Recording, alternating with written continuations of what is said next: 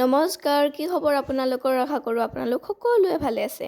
আৰু মই সংগীতাই মোৰ ইউটিউবৰ অন্য এটা ভিডিঅ'লৈ আপোনালোক সকলোকে স্বাগতম জনাইছোঁ। আৰু বলকচোন আজি আমি আগবাঢ়ো মোৰ অন্য এটা ভিডিঅ'ৰ মাজলৈ। এতিয়া আমি গৈ আছোঁ দোকানলৈ। দোকানৰ পৰা অলপমান কিবা এটা ল'ব লগা আছে আৰু লৈ লওঁ। এয়া হৈছে নিমপাত। আপোনালোক সকলোৱে চিনি পায়, সকলোৰে চিনাকি হয়নে? নিমপাত আমি মূৰত লগাব পাৰোঁ। মূৰত লগালে নিমৰ যোনটো তিতা আছে সেই তিতাই কি কৰে আমাৰ মূৰত থকা ওকণিবোৰ নাশ কৰে আৰু আমি খালেও আমাৰ পেটত থকা কৃমি বা পেলুৱা আদি নাশ হয়। সেইকাৰণে নিমপাত আমাৰ খুবেই বেছি উপকাৰী। কিন্তু আজি আমি নিমপাতটো নাখাওঁ। আজি নিমপাত আৰু এল'ভেৰাৰ এটা মিশ্ৰণ তৈয়াৰ কৰিম আৰু সেই মিশ্ৰণটো আমি মুখত লগাম।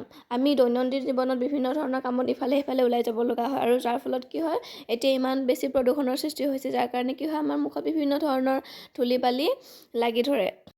সেয়েহে নিমপাতৰ এই মিশ্ৰণটো লগালে আমাৰ মুখত যিমানবিলাক লেতেৰা থাকে সেই আটাইবোৰ লেতেৰা পৰিষ্কাৰ হৈ ওলাই আহিব আৰু লগতে আমাৰ ছালৰ উজ্জ্বলতাও বৃদ্ধি পাব। সেইকাৰণে আপোনালোকে চেষ্টা কৰিব মাহত প্ৰায় 4বাৰমানকৈ লগাবলৈ চেষ্টা কৰিব।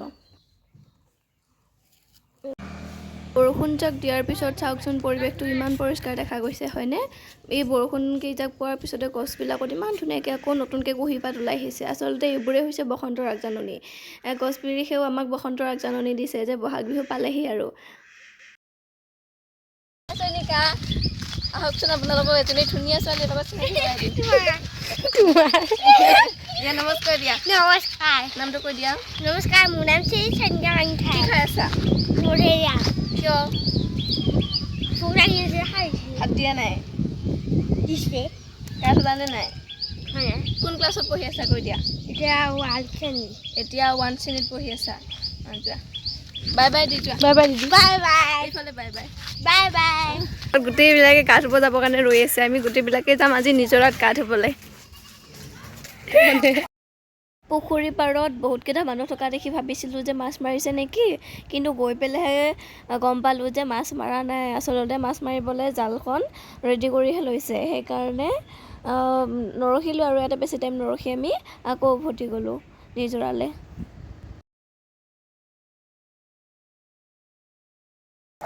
এইয়া চাওক আমাৰ মিশ্ৰণ এতিয়া তৈয়াৰ হৈ আছে আৰু এই মিশ্ৰণখিনি হোৱাৰ পিছত আমি এইখিনি মুখত লগাম।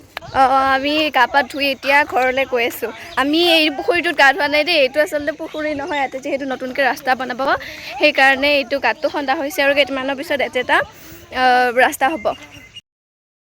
ভিডিঅ'টো চোৱাৰ বাবে আপোনালোক সকলোকে বহুত বহুত ধন্যবাদ। আৰু এনেদৰে মোৰ ভিডিঅ'বোৰ চাই যাব। ভাল হ'লে বা কিবা যদি ভুল কৰোঁ তেনেহ'লে কমেণ্ট কৰি জনাব। আৰু আজিৰ ভিডিঅ'টো ইমানতেই সমাপ্ত কৰিছোঁ। ধন্যবাদ।